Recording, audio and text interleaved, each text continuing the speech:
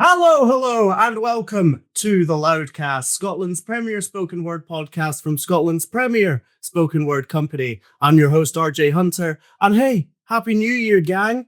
2026, we made it. Who'd have thought? Not me. And what better way to start the new year than with a slam update? That's right, Loud Poets started their 2026 with their Loud Poets Slam series Glasgow Heat, the finalists being Sarah Grant, Christy Gurley, and your new Glasgow Slam champion, Fiona Jane. You'll be hearing more from her about her experience in the slam as well as her practice in next month's episode. But today, we have an absolute treat for you. Theatre maker, spoken word artist, musician, community practitioner, you name it. It's Kate Ireland on today's episode of the Loudcast. Whether you have watched her spoken word pieces on social media that went viral last year, whether you've listened to her own discography or the collaborations that she's done with other musicians, or if you've seen her fantastic show, Golden Time and Other Behavioural Management Strategies at the Fringe or at the Roundhouse, or if you've not seen it yet, you can catch it at Manchester's Home from the Thursday, the 26th of February to Saturday, the 28th. If you've not seen it yet, do yourself a favor and get yourself a ticket, even if you live in Scotland. This is one getting the train for. It's worth it, I promise you. But we're going to talk to Kate in just a wee second. But first, let's have a look at some of her work. This is My Gran is a Revolutionary, performed at Loud Poets Showcase at the Scottish Storytelling Centre. My gran is a revolutionary, okay? That lady can sit with her embroidery, no radio, no telly, just raw dog in an afternoon. Just her, needle, fabric, thread, and the thoughts in her head. That gentle, diligent pick of stitch. Someone could literally be on fire in front of her, prodding her, turning on and off the light switch, and she'd masterfully block it out. Full commitment. Sewing together a dainty twee-wee scene of a chicken in a teacup surrounded by flower pots. And I know this might not sound like the climax of a revolutionary plot, might not sound like pioneering world-bending work, but earlier, right, I was walking to hers and I was looking up at the ground floor of her flat as she steadily rotates through the window, the small distant warmth of the microwave lamp. And as I walk towards her gaff, I realise how much I've been watching myself from the outside. Too much screen time, blue light, staying up at night, a sign of the times. I'll invest in my cash ice, I'll buy a gua sha for my acne scars online, fidgeting inside the fringes of my pride. I can't remember the last time I felt fine. Oh, pet, come inside. It's cold at this time. And as she stood at the kitchen counter, tears start pouring out. They come out in floods. I don't even try. Ever seen a girl cry while she eats her shepherd's pie? Because my gran has, and she doesn't mind. My gran is a revolutionary, right? Sometimes all you need is the gentle sigh of an elderly woman who doesn't quite understand her own TV remote, let alone everyone migrating from Twitter, formerly known as X, to Blue Sky. Because here, now, me and my gran sit in split screen. Her doing her embroidery, me analysing all that I am and everyone I could have been. But here now her gentle way rubs off on me and I settle into my skin.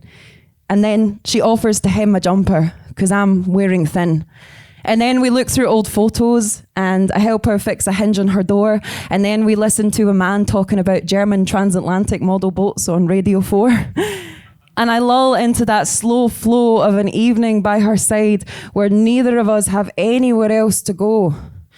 My gran is a revolutionary. The silent contract that sits between us allows for the things we leave unsaid. Because we're sewn together by the primordial wisdom of her thread.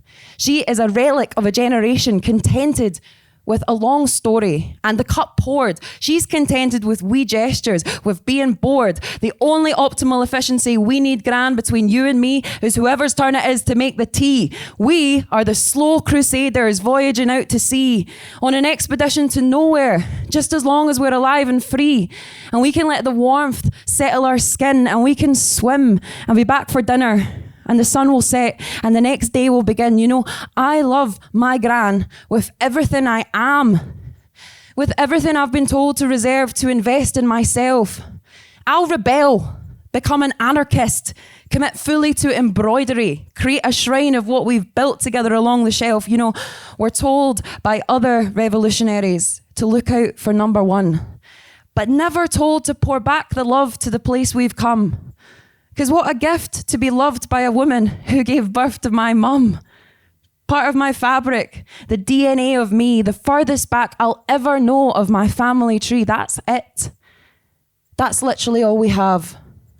When the world is panicking for your attention, consuming every pocket of your affection and pumping it back into that fast, hyperactive machine, ricocheting in your peripheries, undoing you at the seams, me and my gran will sit defiantly within our means, sewing together our history. And then she'll reheat the shepherd pie from last night against that soft microwave glow. My gran is a revolutionary, and her revolution will be slow. Thank you. That was Kate Ireland with My Gran is a Revolutionary. And now, without further ado, Kate Ireland, welcome to the Loudcast. Hi. Thanks for having me. A lovely intro. Oh, thank you so much. I hate doing the intros with people there because it looks like a glimpse into my anxious scripting style, but I'm glad that you enjoyed it. Oh no, I was fully here for it. I enjoyed it very much. Well, Kate, we're going to talk a lot about everything that you've been up to over the past year, your shows, your projects and all that. But first of all, we met in more of like a theatre perspective because we met like, I think 3 years before we actually met in person, doing a writing group with Travers Theatre. So I'm wondering what your kind of, I guess, artistic trajectory was, like where you started and how you got to the practice that you're doing today. Yeah, God, those hallowed days on Zoom when we were. I know. This feels quite reminiscent of it. Yeah, we were like babies. Yeah, so I've always been interested. I've always been performing youth theatre and sort of writing little ditties, and so storytelling has been the centre of it always. And then I did a drama degree in Manchester that was kind of opening me up to not only performance but the making of theatre and this theory and how to craft performances. But also I did a prison module where I went into a prison and sort of facilitated as a drama facilitator. So that brought in the community aspect at an early stage. And then, yeah, lockdown happened during my final semester. So I moved back to Scotland. I was at home for like over a year. And that's when I started doing lots of, these writing groups, like the one that we met on. But I've been writing a lot of these sort of tangential, very rhythmic, one woman sort of short plays. And I guess that was the early dawn of it being the spoken word thing. And then over, lockdown is where I started to craft them more into rhythm and still with the theatricality, but the rhyme really serviced the sort of my interjecting thoughts and the patterns and the cadence. And then I've always been interested in language, but at the same time, like the visual element and the almost filmic, scenic world is something that feels like it runs parallel to the words as well as music and sound. So I wanted to sort of study all those things and mesh together. So I did a master's in performance making, which sounds like quite a nothing title for a degree. But it was kind of like the whole design of making performances and understanding how the sonic visual landscape tells more of a story than just the words and your body in the space and how you move. And that kind of really forced me to just make things, collaborate, see it through, and you're not always happy with the result, but you've had an idea and you've had a deadline and you've you've created something with a group of people and with the audience in mind and with a tone and with. So that was really useful for me to sort of start to conceptualize how these multiple worlds of theatre, spoken word, and sound and visuals and working with the community could kind of all coalesce. So for me, I guess a kind of like multi-medium has always felt more accessible than just sticking with one thing. Also because, you know, I get very distracted and can't really commit to anything for too long. So yeah, and then when I finished that master's, I moved back to Manchester. I'd started Leather, my sort of storytelling event, and I knew that making stuff in a quite a DIY way with a community of people and it not being all about, I guess, the prestige was really important to me. And through meeting people like Anthony Schmerick, who we were talking about earlier, he became one of my good friends at that point. And one of the sort of most useful things he told me was, don't wait to ask for permission. Like, if you want to put on a night or release a pamphlet, like, do it yourself until people start to take notice. Like, we wait for so long for institutions to grant us permission for the things that we would do willingly as children without anyone telling us we could. So that was something I kept in mind, that I just wanted to make and create because I wanted to see those things exist, like visual poetry and community gatherings and stuff. And at the same time, I'd had this poem, Golden Time, that about, you know, young children and how they face the education system. And I always wanted to develop it into more and make it something substantial. So for the past like 3 years, that's been like the kind of main project of my life, and collaborating with other people. But yeah, I think for me, just the spoken word as a sort of point of connection has been the thing that is the kind of thread through everything. And language is a form of conversation. Yeah, definitely. I've noticed in a lot of spoken word artist practices that spoken word is like an anchor, and it kind of grows these other kind of tangential practices from it. And a lot of spoken words artists that I know have done these theater making courses and performance making courses. I came from one myself and found that was like the best way to really solidify and insert my voice into the work that I was making, and be able to like center it around my identity and the stories that I specifically wanted to tell.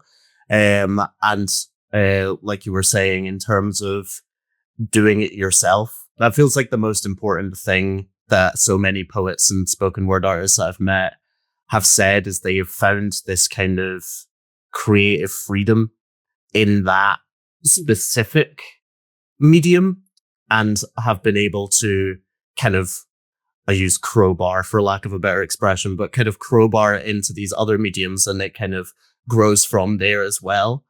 Did you find that when you kind of started doing more like spoken word gigs as well, that you were able to kind of like grow more opportunities in your other mediums? Or did you find that like other art forms were growing and spoken word was like following after that? No, I think definitely the former, I'm just realizing the sunlight that's like I'm basking in. I look real. It's gorgeous. I think when I moved back to Manchester, and I always think one of the most important things as an artist is that you establish community across forms, and part of that is like going outside and performing and being in pubs and clubs and bars and going to places consistently, and also going to other people's shows. And and that's where I met musicians, artists, event organizers, activists. But yeah, and also sharing stuff online, which I was really resistant to do because and you're the same, like the spoken word is often quite complex stories that have a setup and and to put little snips of them feels like it's sort of reducing and flattening our art form. I was like, I don't want to do that. But when I sort of found a way to do it in a way that felt still like it was serving some artistic need and I could still do it my own way, I think that's definitely when more opportunities came, which is kind of sad that visibility sometimes has to happen for people to actually give you the stuff that you very much deserve because you've been working at it and you've got multiple degrees in it. But I don't think that online visibility equates to sustained community or long-term collaborations or people buying tickets to things. You could have hundreds of thousands of followers, but the people have only seen you on a screen. They're probably not likely going to come to one of your shows because they don't know what it feels like to see you in person. So yeah, you have to be out there. And I think that's what really helped me was performing live. Yeah, absolutely. I mean, I think it's really interesting because I think that, I don't know about you, but I remember when we were kind of transitioning back from COVID and into live performance spaces, I saw like a wealth of like content creators who had started building a career during COVID, and very much all of their performance was to a screen and behind that kind of content creation. And then they quickly realized that they had to kind of convert to live performance, and some of them just kind of fell flat, and that was it. And they realized that was not their thing at all. They were not able to connect with an audience with them right there. It had to be that content creation. And I think it's super fascinating with spoken word because it's such, like you said, it's an intimate and it's a very personal thing. I think it's really difficult to capture these stories and these messages and these intentions through a digital medium. It's a lot more challenging than when someone's right there because it feels like you're having that conversation with them. But your work specifically, I think it was last year, with the kind of your work started to kind of blow up on Instagram and TikTok, or the year before that. But how was that for you, like seeing that happen? Because frankly, I'd freak out. So how did you find that? Yeah. So bizarre. And the weirdest part was the timing of it, because it was this poem I wrote about trying to self-optimize and it never sort of filling a void. And I know this sounds like bullshit, but I hadn't quite realized that was so specific to New Year's resolutions and all that. So I created it. I wrote it in like October, and then I had it in a notebook and I decided to piece it together with some sort of videos and things. And I think I put it out like maybe on New Year's Eve. And I sort of went to a party and I was like sitting on the toilet, like quite drunk, and I looked at my phone and I was like, I've like increased like 10,000 followers. And it was like I literally had 1 million views. I've gotten all these comments, and it's so weird because yeah, we're seeking out visibility a lot as artists because it is what we need. It is we do it to be seen, but we also want to hide at the same time. And it's really weird when it all happens quite quickly because you realize you're being looked at by people who don't know you, don't know your story, are seeing it in a very objective way from sort of another angle. And then there's the pressure to sort of have to keep recreating that or fulfilling a brief or being part of a brand of yourself. And you've got this kind of weird double vision. And I got some good advice, which was just like, do not play to the gallery. Don't try and recreate this. Just keep going of what you believe in and have a moment of centering. Okay, if I have more of an audience, what are my beliefs that I want to carry and what are my principles? Like I had quite a lot of ads reach out. Like one was like an AI therapy app. And I was like, Hun, have you watched anything that I like? Yeah. And I'm not doing, and I can't do. I've done acting work for adverts, which it is trying to is different, but it's sometimes hard to explain that like that is an acting job. But if I was to write a poem for a company, then it's kind of my own identity. And but yeah, it's part of you. I think it's quite dangerous to start trying to cater everything you write to an audience and thinking about an online world. It really can be destructive towards your own creativity. I don't know. You probably get that too, when as soon as you start thinking about a certain audience or brief, it all falls apart because you lose the ability to play and to make weird decisions, you know? So it's a bit of a curse sometimes, and it's total blessing. It's changed my life. Weirdly, it's completely changed my life. But you run the risk of like it rotting your soul. So Yeah, I think it's funny. I was about to be like, I think it's a New Year's resolutions poem, but then in my head I went, no, I don't think it is. So I appreciate you clarifying that based on the time frame. But yeah, I remember, I think as well, I can't remember if this is true, but I think that you were having a social media break like just after or just around the time it was posted. Because I think I texted you and I said like, what the fuck? I think I was just like, this is crazy. And I had like seen it and both thought, oh, this is so awesome. But also like, oof, like it must be such a whirlwind in thousands of positive ways, but also negative ones.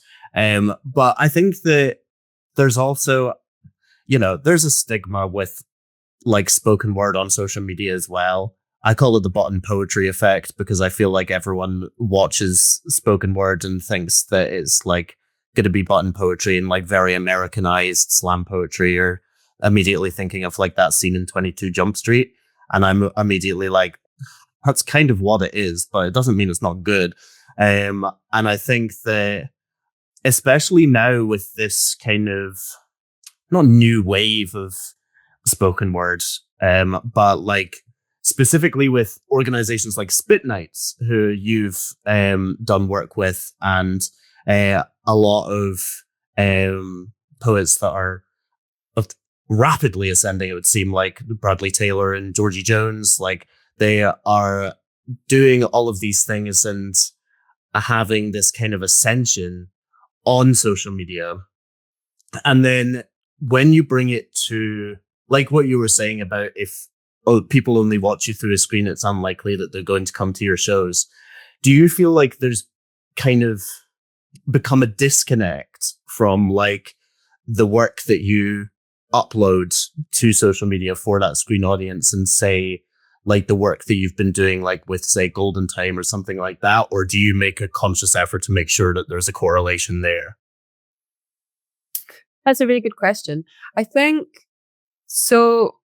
For me, with the kind of collage textural videos where I'm using music and I want it to sound like a kind of voice note, that feels like its own kind of artistic medium that I'm comfortable with, the kind of part of me that like wants to be like a film director in another life. Sure. So I think, and it's kind of designed to play with the form of the internet, because you watch a lot of reels which have extremely fast cuts, but it's designed to not fill people with dread, to actually have the opposite effect of like a kind of dose of safety and rest or whatever, if you can even do that on reels. And then yeah, and then I guess they're all still speaking to a similar feeling that Golden Time has, which is mostly about productivity culture, the way we sort of behave to fit a normative, isolating, disconnected world, and then how we can be more playful and childlike. So yeah, you do have to kind of but then also I guess I share work that is me performing live, but sometimes I have been feeling recently that I would rather be seen live in its entirety and not filmed. And there's also the whole added element of like, it can be fucking horrible watching yourself back on film, you know? You become so warped by the memory of that performance can be amazing, and then as soon as you see yourself, you're like, oh God, I hate that outfit. Yeah. Uh-huh. And it's hard, like, to think about performance with that, again, double vision of how is this going to be saved on the internet? How is this outfit going to haunt me, or my face? I get like bad skin, and like, my weight fluctuates with hormones, and it's just another added layer that I think I could always be just putting towards writing, or learning words, or so I can't even really remember the question, but I feel like that's going to be the theme. No, I think, to be fair, when you started talking about that, I immediately went, oh, I want to talk about that now. So I also kind of forgot the question, because that really resonated with me in terms of that. Whenever I feel like, whenever something is uploaded of me, or like a performance, when I know it's being filmed, but like when I see it uploaded, I get really conscious of people can see a timeline of like my body essentially, and the kind of journey that I go through, because, we're human beings and we're experiencing these different things that are going to have these effects. And I do really find that, like, when I see a video, when the last time that company uploaded a video of me, I was like a different body shape or something like that, I find that really, like, negatively impactful. And I find that kind of drains the merit from my own work, which sucks. But that is the thing. Like, it's impossible to, well, it's not impossible, but it's certainly increasingly more difficult to be disconnected from, like, outer perceptions when you're doing work like this. So I totally get what you mean. And yeah, it sucks. It fucking sucks. And I think that's why we keep doing it, for that in-person connection, to try and take us away from it. That's why people keep coming to poetry shows and keep coming to these in-person shows, to feel that disconnect, even if it's only temporary. And I think it's nice, because I think that so many people that engage with our work as spoken word artists, they have those same insecurities or same worries, and probably would never notice that about the performers. And because we don't think about that about other people, it's only directed at ourselves. So I think it's really interesting when you say, like, we have to make that conscious decision to kind of separate that. And especially, like, with Golden Time, which we'll talk about more in depth very soon, because it's such the kind of overarching theme of neurodivergence and how we measure success in young people specifically. How did you kind of get to that point where you felt able to kind of talk about that from your own experience? And how do you balance the kind of overwhelming factors of having to deal with that and be perceived with? Yeah, so we were talking about being perceived and having to kind of deal with these things that we're realizing about ourselves kind of in real time, and seeing that timeline. And I was wondering, because Golden Time has a specific focus on neurodivergence and how we kind of measure success in young people, and almost kind of devalue creativity. How did you kind of realize that you wanted to make a piece about that? And was that kind of part of a journey of your own, kind of like handling your own neurodivergence? And especially with doing a full run in the Fringe, that's going to absolutely do a number on you. So how was that process for you? Yeah, it's funny, because I think when you perform something, you'll know, you don't even always know what it's doing to your mind, because you just have to get out there and perform. But I do think, as a rule, I wouldn't want to perform something that was still a kind of open wound. And often, yeah, it's really important that I'm not scared or ashamed, actively ashamed or scared of the parts of me that I'm sharing. And I think I have healed a lot from feeling like a sort of oddball at school, or like that I was somehow wrong. Mhm. Done a lot of work with that, but it's still there's facets of that I haven't come to terms with yet. I'm currently going through a process of trying to understand why I've always found like friendships quite traumatizing as a young neurodivergent person, not understanding certain social situations and stuff. So, for example, that wouldn't be something that I think I could make a show about yet, because it's still going through it. But in terms of the education side and feeling like creativity was devalued and not seen as as useful, and it was disruptive, and I was inattentive. That's something that I've definitely found through working with young people, that I've really found new perspectives with, because I see how interesting and engaged and insightful these young kids are, but also how they are different from the education system, and how rigid the education system is. I think it was such a transformative process to go back into a primary school as an adult, and Yeah. like, because I've also worked in prisons, and they are similar in terms of how structured, how set in their ways, how many rules there are, procedures.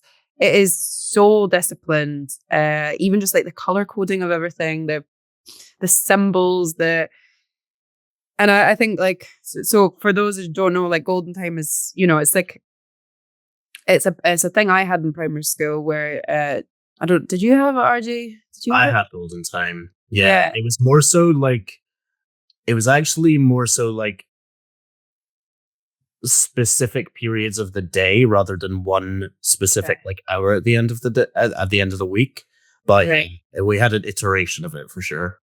Okay. Well, so I mean, for the listeners at home, it's basically a sort of period of free time, playtime, or leisure time that kids are rewarded, or they have already, but minutes get deducted if you misbehave. And in our class, that was on a sort of traffic light chart, and we would have an hour at the end of the week on a Friday, so it was kind of like almost like a sort of payday.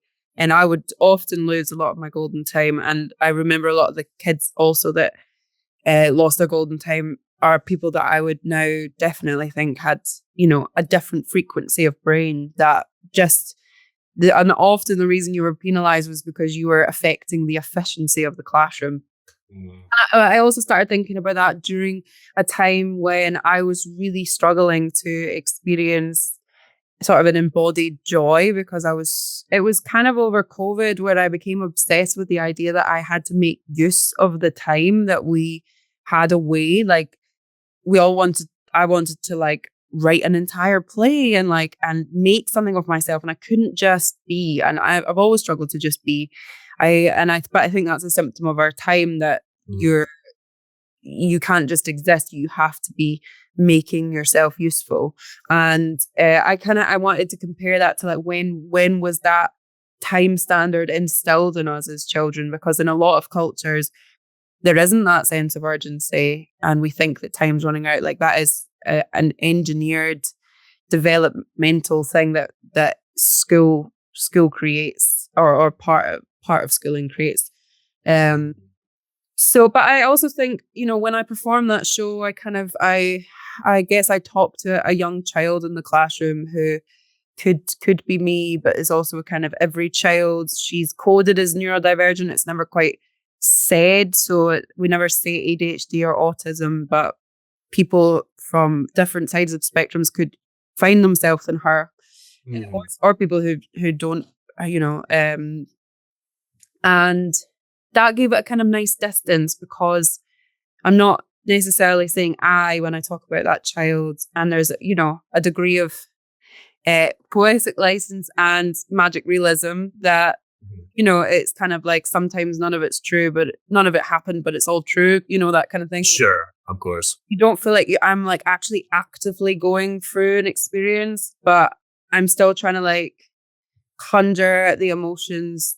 It didn't feel unsafe, but I think the most difficult thing is the experience at the Fringe, particularly about putting yourself and your body and your personality out there consistently to be like, do you like me?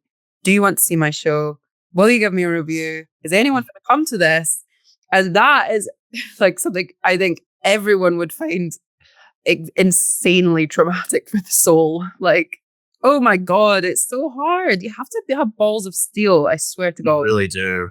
You really do. It's an absolute nightmare when I didn't even do a full run of a Fringe when I was doing my show in 2024, but I was just absolutely exhausted. It would be this kind of thing of like, I'd be crumbling before the show, and then I would immediately be like, hey, everybody, do you like me? I was with you. Remember what you were doing?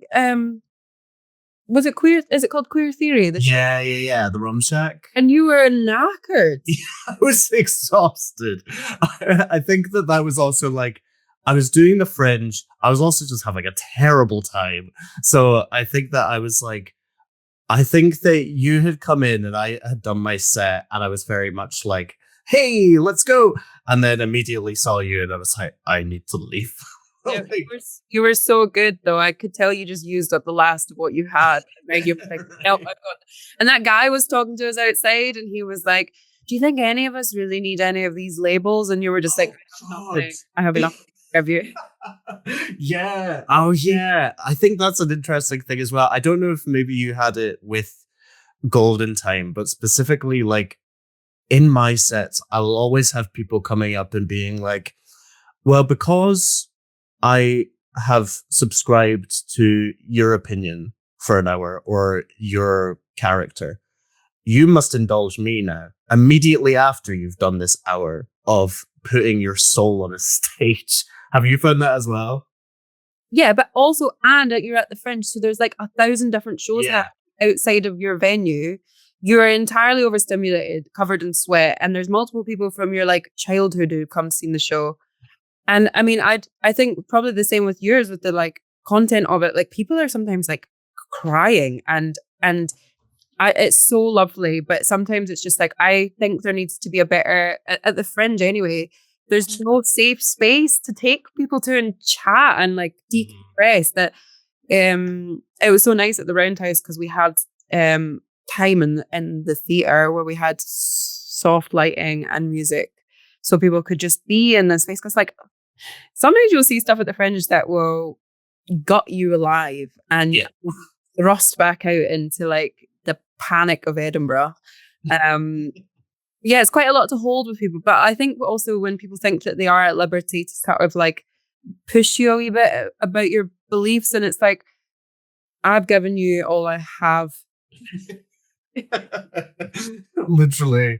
I think that is, it's such an interesting thing because it's like the same thing.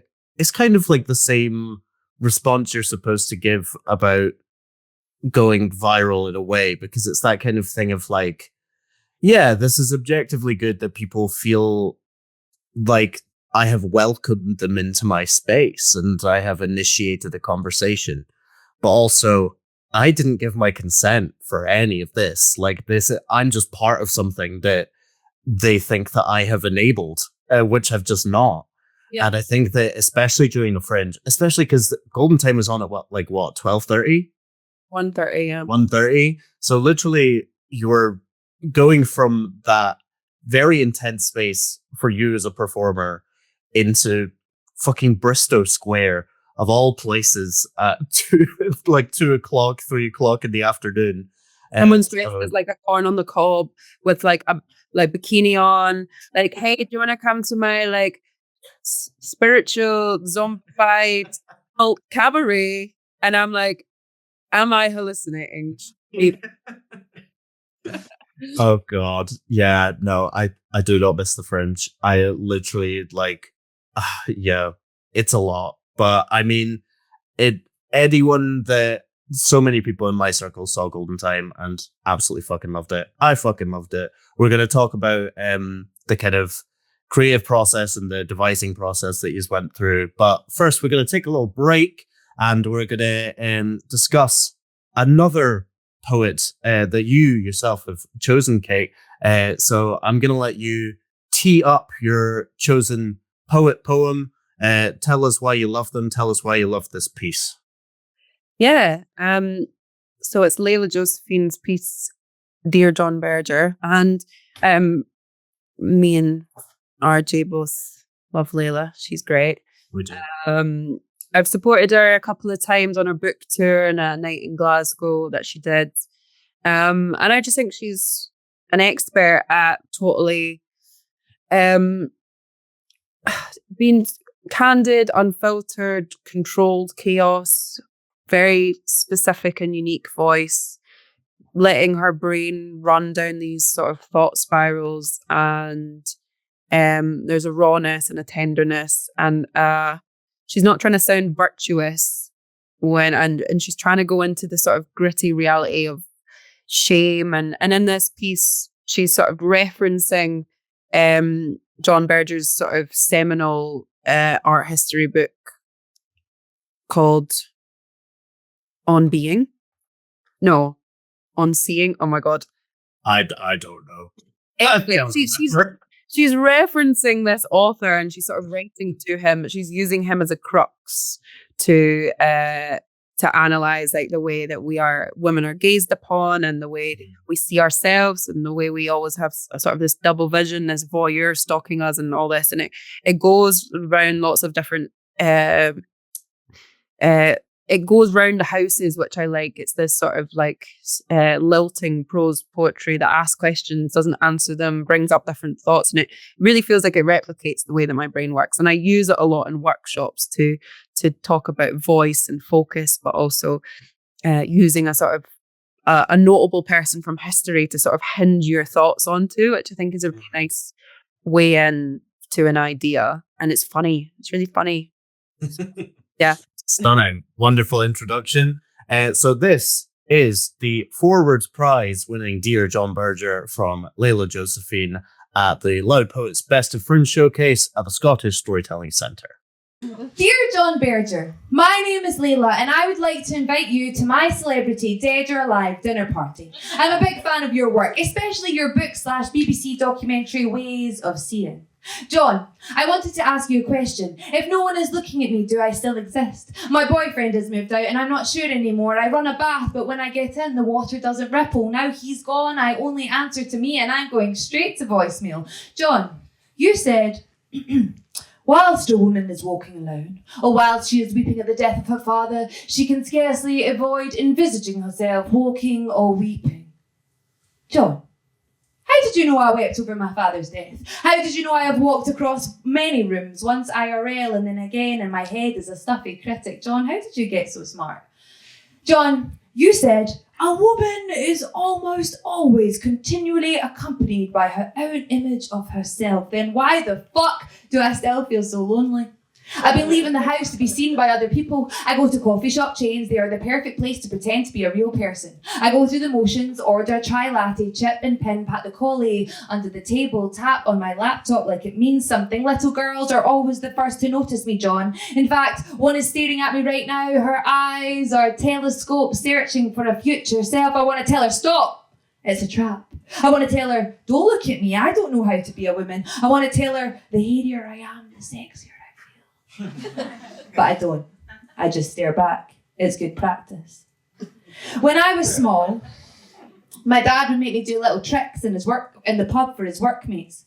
I learned that eyes were valuable, that oily hands would clap if I twirled fast enough. John, I could make grown men light up like puggy machines. I don't remember the Shania Twain incident at the primary school Stars in Your Eyes talent show, but I know I was on brand. I know I wore a leopard print leotard and a top hat. I know I told everyone afterwards I had caught the fame bug. The teacher the next day announced to the class that I was a show-off. Is there anything worse than somebody calling you a show-off? It makes me want to crawl into my own stomach and die there. Maybe that's what I should tell the little girl. Being a good woman means showing off, but never so much that someone might notice. John, I hate to admit it, but I love being seen. It comforts me to know that I am in the backgrounds of lots of strangers' photographs. I like fucking musicians then pretending their songs are about me. I am only helpful to other writers so I can get into the acknowledgement sections of their books. I lost a diary once, and a psychic told me a small man with a small name took it. I don't remember what was in the diary, but I know it wasn't meant for the small man with the small name, and now he knows me intimately in a way that no one else does. It used to keep me up at night, this thought, but now it is chamomile. John, if a woman comes alone, does a tree fall in a forest? John, the house is so empty I can hear the glass in the windows breathe. John, if a man broke in and held a hammer to my head, I might kiss him.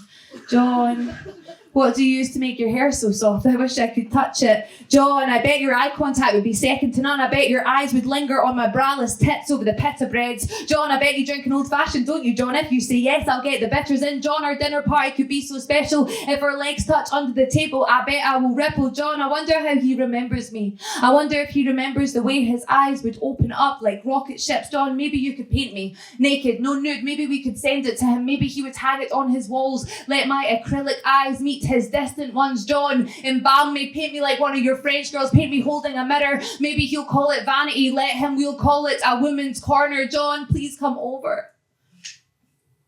I want to scoop your eyes out with a fork. I want to keep them by my bed in a small velvet box. I want to take it out from time to time. Watch you, watch me glaze over my body, make me a sight to be seen again. Maybe this is something we could discuss at dinner. Kind regards, Layla. P.S. Would you mind stopping off at Iceland and picking up a Viennetta? Thank you. That was Layla Josephine with Dear John Berger. We absolutely love Layla. We been know this at Loud Poets, and if you didn't know it about me, now you do. So Kate has also just told me during that little break that you have a book coming out this year. So please tell us more about this, because I am, for one, I'm dying to know. It's my debut collection of my spoken word, lots of new poems, and it's called Adaptive Strategies for a Sensitive System. I love a long administrative title because it really is not how my brain works. I don't work in a sort of logical way, so I like to have a title that feels like a contrast. But yeah, it's exploring, I guess, the ways that we cope within the demands of our current culture, how we sort of use strategies to self-regulate, to remain soft and in control, but it sort of satirizes that. And then also how the sensitive system of the mind and the body, so being a sensitive person, what does it mean to maintain your sensitivity in quite a harsh, stark world? But it's all my kind of spoken word pieces as well, sort of put onto the page and attempted to be readable and have some kind of connecting device. So I'm very excited by it, but I'm also very terrified by it. Looking through all your work over the last 5 or 6 years is quite an affronting process. Well, I was going to ask, with the book, was it more like, were you approached to create a new collection, or did you kind of like curate your timeline into this project? And also, how did you format your stuff for the page? Because obviously you have such a signature rhythm and delivery. Did you try and translate on the format, or did you just let the reader kind of take their own control of that? Yeah, so the book's been published with Burning Eye, and they're really for spoken word artists, and they're really keen that the book reflects the performance. So like, when the idea is that it's so that when you perform and people see you, you can give them a book that they see and can hear those words similar to how they've experienced them, but also so that they can hear it in the same patterns. At one point in my editing, I was trying to like be really formally inventive with things all sort of split up, and I was putting a lot of pressure on that. And there is formal invention in it, but a lot of it is just existing in a sort of free verse or prose poems, you know, no line breaks in paragraphs or slashes. And it's trying to replicate the rhythm of thoughts rather than being super formally constrained. But again, it's a hard process. And you know, editing things, I think it was really nice to know that you can have a page version and you can have a spoken word version, because I think I'm quite maximalist when I perform. I sort of oversay things. I use a lot of connecting words to try and make sure that people are still with me. Sure. But you don't need to do that on the page so much, because people have time to pore over things and to come back to things. And there's something quite beautiful about that. So it's a challenge, a creative challenge. But yeah, so I was kind of approached to if I had enough work to put in a collection, and I was like, yeah, sure. And the more that I was putting existing poems in, the more I was finding I was starting to write more.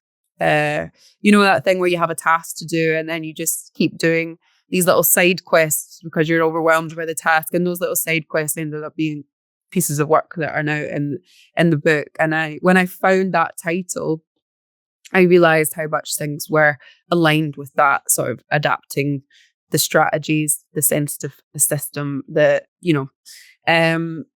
So I had a lot already existing, which I realized was speaking the same language and could go into a book. But then there's a lot that's been axed out. So that was quite a process as well, to like be really kind of like, yeah, it's a nice piece of work, but I don't think it's for this collection, or I had stuff that I thought was going somewhere and I was like, it's just not ready yet. It's just, I don't want to do a disservice to the point I'm trying to make here, or the thing I'm trying to explore, by putting it in before it's ready. So yeah, there's a lot of controlled chaos in that book, and some of it looks maybe exactly like it might have been put in a documents folder, but it has got a lot of sort of editing to it, and some of it's been really reduced and really hacked down and played with. So yeah, it's nice. It'll be nice to give people things to have something. Absolutely. Yeah, I mean, that's incredible. So this is getting released in April. Yeah. Stunning. By the will of God. By the will of God, April. So please, everyone, put that in your 2026 calendars, because that is not going to be missed. Shout out Burning Eye. You're welcome for the free press. Give me a book deal. RJ, a fucking book deal. Burning Eye and Hi, Burning Eye. And Faber and Penguin.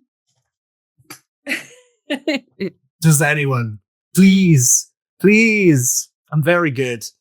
But anyway, enough about me and how I deserve more. We'll talk more about Golden Time, because the Manchester performances are in like a month and a half. At time of recording, it'll be like a month by the time this is out. I'm sorry for stressing yet. But how does it feel? I know it's kind of a homecoming because it's where you're based, and it feels like, I mean, I don't know Manchester that well, but I know home as a venue, so I can imagine it's very exciting to be able to bring the show there. So how's the journey with Golden Time been? Because I think I remember there was like a work in progress of it in like 22 or 23. And so how have you found the process over these years with this show? Yeah, it's interesting what we were talking about earlier with putting your personal stuff out there. And I think the longer you spend with a piece of art, the further away you get from it feeling so tied up with your soul, and you can see it as a sort of objective piece of art, but also collaborating with people. So, you know, I started working with Julia Grillo, my friend and amazing director, in 2024, and it was just me and her. We took the show to the Roundhouse for kind of new writing festival, and then we brought on amazing producer PJ and brought in lighting designer Maddie and Emily Bold, who did our caption. So we kind of, the process has been one of sort of expanding this hive mind of neurodivergent creatives who see this world and put their art into it. And obviously at the Fringe, you have to make compromises on the artistry of the show. You have to get your show down to its bones of storytelling, because you have 20 minutes to set up your tech and 20 minutes to strike it. And also you get hardly any time to tech run. Well, that was the case in the Pleasance, where, you know, a lot of stuff went wrong and we didn't get to do a full run. My first run with lighting and sound was my first preview performance to the public. So That makes me feel sick. yeah, it makes me feel like, honestly, like a hot flush of dread coming up. But then when we got to do it at the Roundhouse, you know, we had a full tech team. We had so much light, sound help. We could be in the theatre all day. And that was like, we also had Sophia Armella, who came into, and also my friend Jake, who had sort of made original sounds. And then Sophia came in and sort of added more transitional sounds and sort of got it all sort of thinking about this sort of 360 panning of sound. And it really, when I did it in London, felt like this is how we all imagined it. Like, this is, it's done to its high octane, like the ultimate. Like, it felt, we really loved the way we did it in London. So, you know, it kind of feels like we don't have to do anything more to it. I just need to sort of jump back into the script, rehearse, but we don't want to like tamper with it, because I think we're really proud of how far we've come. And doing it at home theatre, honestly, like when I first moved to Manchester, it was the one place where I would like go every single week. So it's a cinema, a gallery, and a theatre, and I have the home cinema pass. So like, I see so many films there, and then I've seen so much good theatre there, and it's a lovely full circle. And because Bleather's in Manchester, and so many of my friends and university people and stuff, it'll be lovely to kind of like give the show to them. So yeah, it's been, but it's also like, it's hard to get theatre made. It's so demoralizing not getting arts funding. People are doing things out of like goodwill a lot of the time because you can't pay them. Like, you lose money at the Fringe, and it is really hard to make stuff well and work with the people you want to. So, but having a team is also, I think, kind of essential, and like having people to play your ideas off of and be willing. You know, when I brought people into the show, we made a lot of changes, and I was very open to people's suggestions. And I think you have to be quite unprecious about like your own words, and willing to be like, maybe this isn't translating the way I want it to, or it's been a whole journey, and I'm excited to kind of finish it off for a little bit at home, because I definitely like can't keep performing it more, just so because it's solo show for an hour, and you'll know what that's like. It's like, God, it's really hard on the soul, you know? Yeah.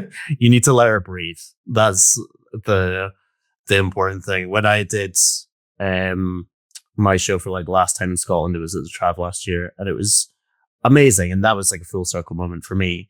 And then there was like a couple of friends that somehow still hadn't seen the show, even though I had like done it like 12 fucking times in Edinburgh.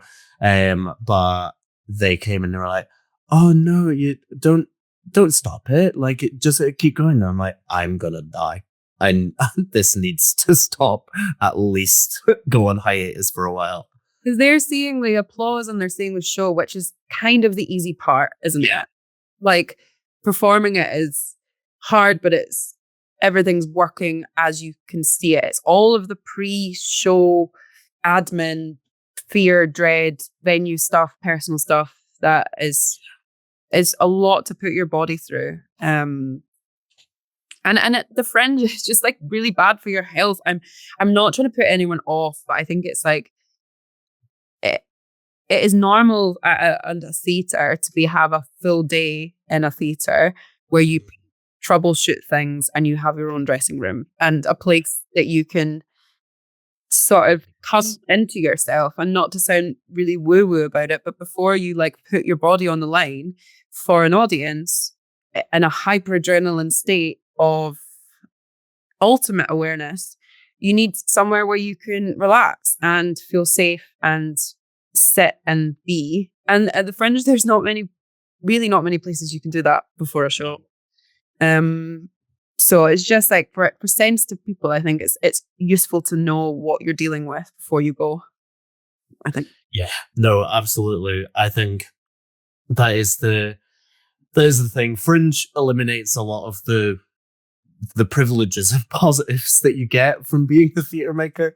And it is, I hate the whole kind of grind set thing of like, you got to do a full run in the Fringe if you want to go anywhere else, because that's also one of the most soul-crushing experiences one can go through. But you had a lovely team with you, the Blether team, and you've been producing events with Blether. Was it since you moved back to Manchester? No, I started it in London. Okay.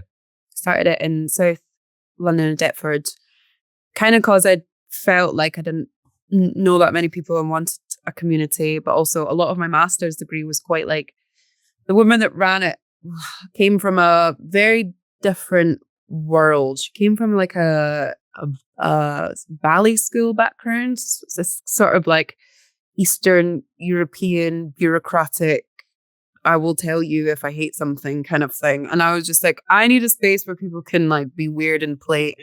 There's low stakes.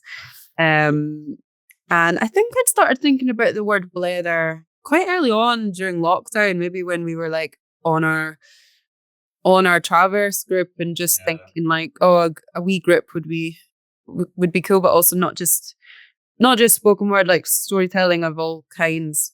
So yeah, and then when I moved back up to London, Manchester, I sort of brought it with me, and there's this old library in Levenshulme that was a library, and then it got sort of occupied by the community. So it's now just a community arts space that we get for quite a cheap price, and people come along and sort of kind of feels like our own home for the night.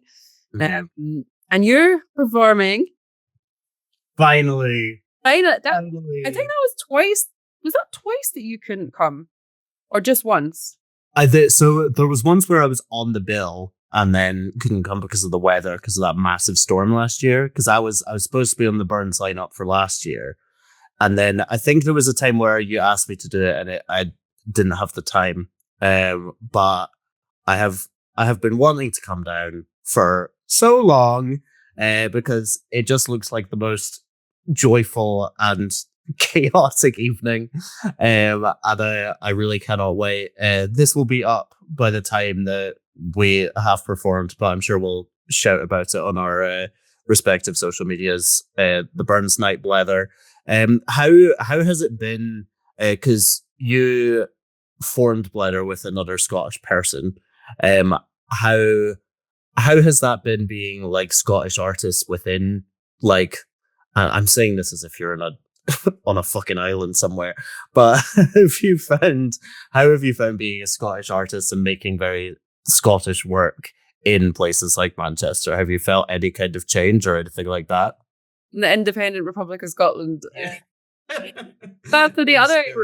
Yeah, the other Scottish person was my sister, so we both moved to London at the same time, and Anna now, isn't really involved, not because we've had some sort of like Oasis Gallagher split, whether she lives in Glasgow and has a full-time job, but that I've got a crew of artists who are my friends who we work with together.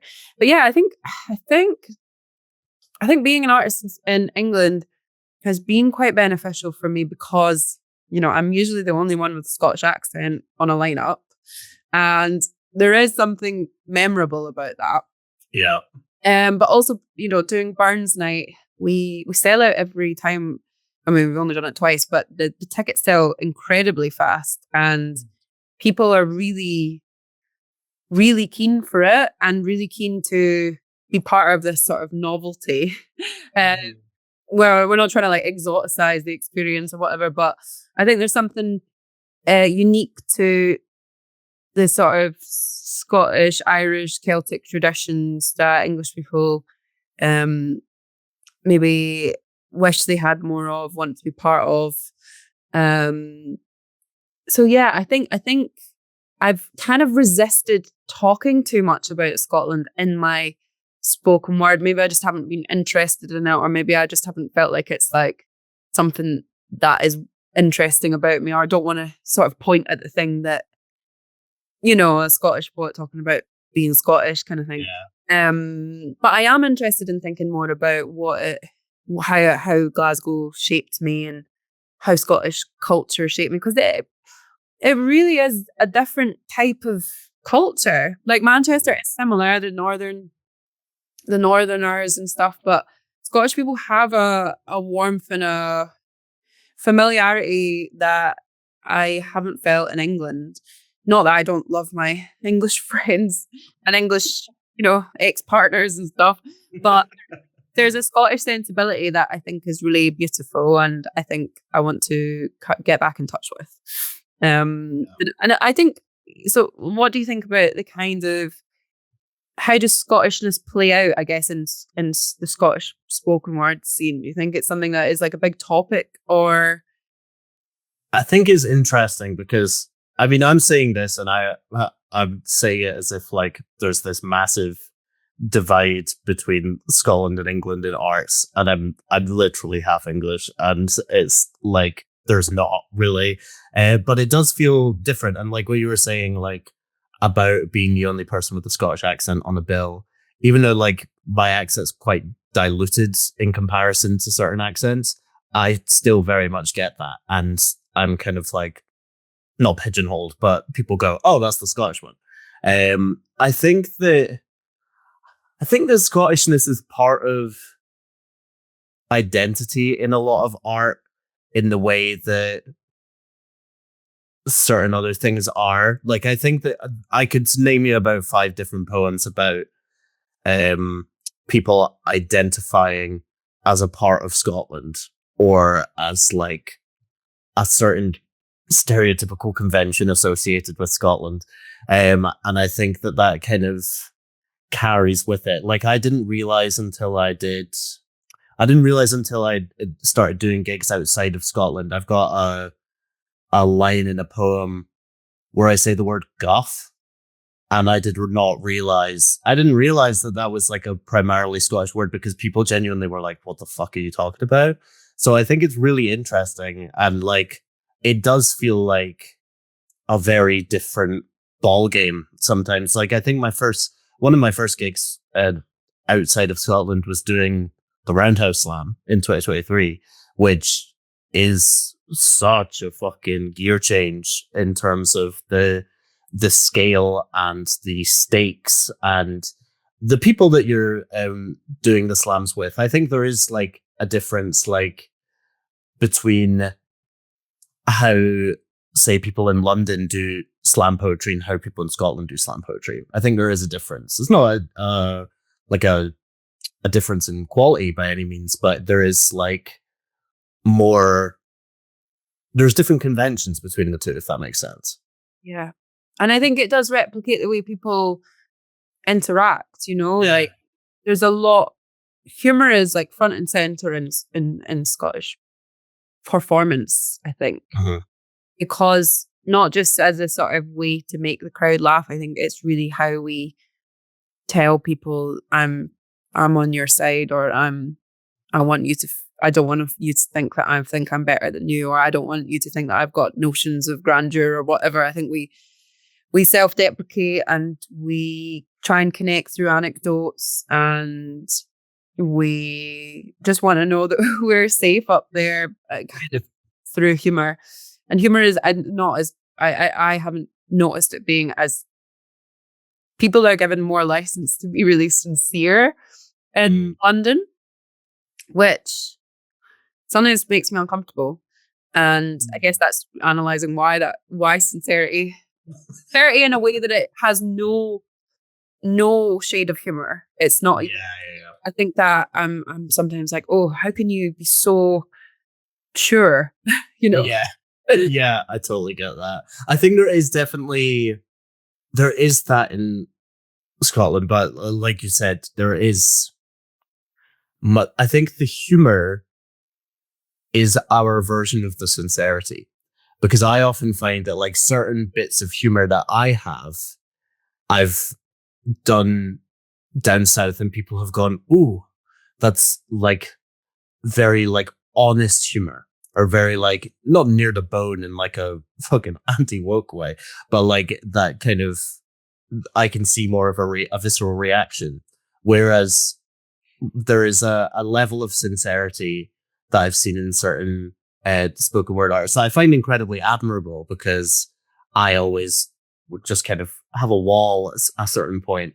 But yeah, it is really interesting where the sincerity starts and stops for each individual.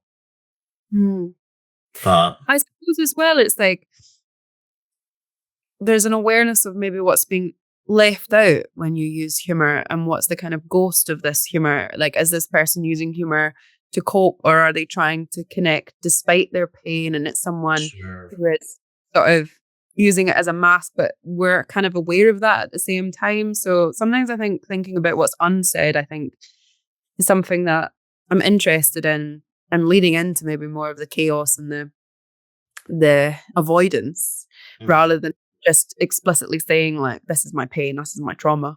I think sometimes it's more interesting. It's just a taste thing. Like,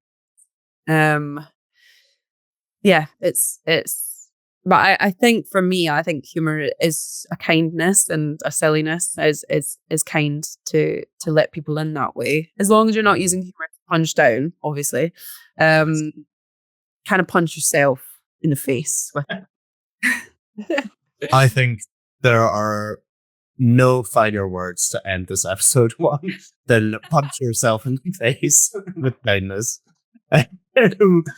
Keith, thank you so much for being here and for this episode.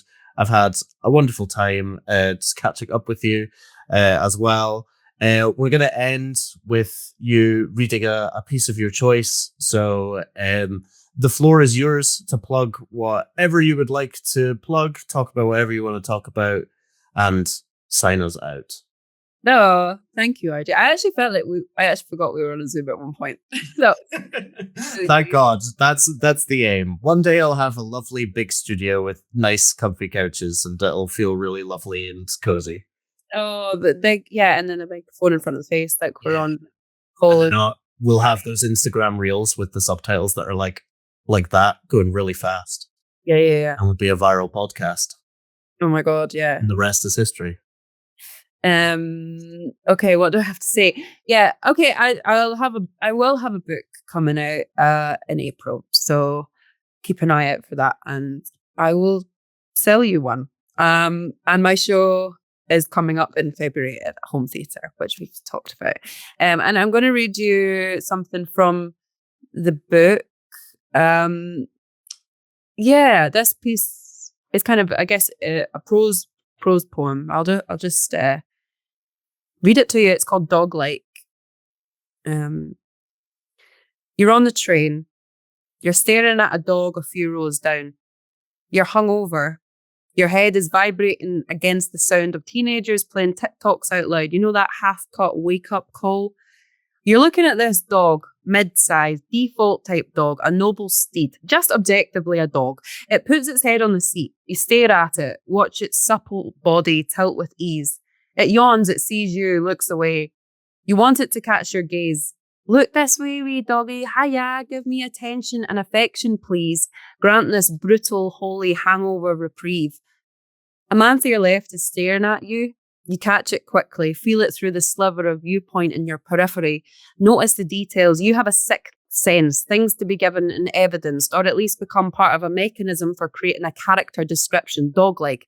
This is your version of sniffing. Spatial gymnastics. Know your surroundings, what we're dealing with, his hands, his hair, what his eyes mean, how much you should care because it's there. It's there. And you do that middle distance stare, that looking in every direction but at him stare. Avoid eye contact, silent contract. He stares, you don't stare back, won't stare back. You'll distract. Look forward to the side. You'll never look back. Look again at the dog. It's okay to stare at the dog. That's fine. That's safe because you like doing it, because it doesn't speak, and because it's down there, and because, well, yeah. You guess, you see it as less. It belongs to someone, so it's fair. It makes you feel good to stare at it. It boosts your mood to stare at it. You're fascinated by it, in awe of it. You want to touch and claw in it. You were in love with it. You've watched videos of it. You love the pause on it. You get a kick out of it. Everyone does. And it may or may not know you're staring, but it won't complain. It will just avert its gaze. Sometimes it might even come over and say, hey, but not always. So instead, you'll just continue, okay? It doesn't stare back. Even if you smile and wave, it just tries to look away. It just has to feel it sometimes. The looks, the stares, the smiles, the lips, the shouts. Look at you. Aren't you good? Aren't you nice? I would like to look at you, smile at you, frown at you, talk to you, touch you, stroke you, poke you, make jokes at you, because what are you going to do? I'm in control. I'm stronger, taller, smarter. So you'll keep staring, keep staring, keep staring, keep staring at the dog. Train carriage stops. Collar jingles as it walks off. The man is still there. You know, because your body watches what your face cannot. He tilts his head. His eyes narrow, laser focus, and you know it's not just a glance. He enhances, zeroes in, magnified stance, and then you do what you've never had the courage to do because you didn't feel that you were given the chance. You stare, and you stare, and you stare right back. Thanks. Thank you very much to Kate Ireland for being this week's Loudcast guest. We will be back next month, the last Friday of every month, with next month's special guest, Fiona Jane. I've been RJ Hunter. I've been your host. Have a lovely rest of your day.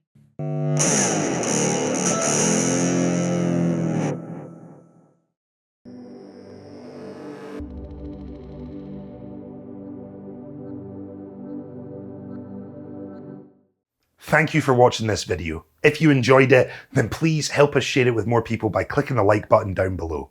If you want to see more videos like it, well, there should be one on your screen right now. Click that and you can head right there. Or you can subscribe to the channel. Make sure to ring the bell icon for notifications and you will never miss another video we put out. If that's not enough for you, well, good news. We have over 50 full-length Loud Poet shows that you can get access to, either by joining us over on the Patreon page or by becoming a member right here on YouTube. All you need to do is click the join button down below. Thank you for watching, and we will see you again next time.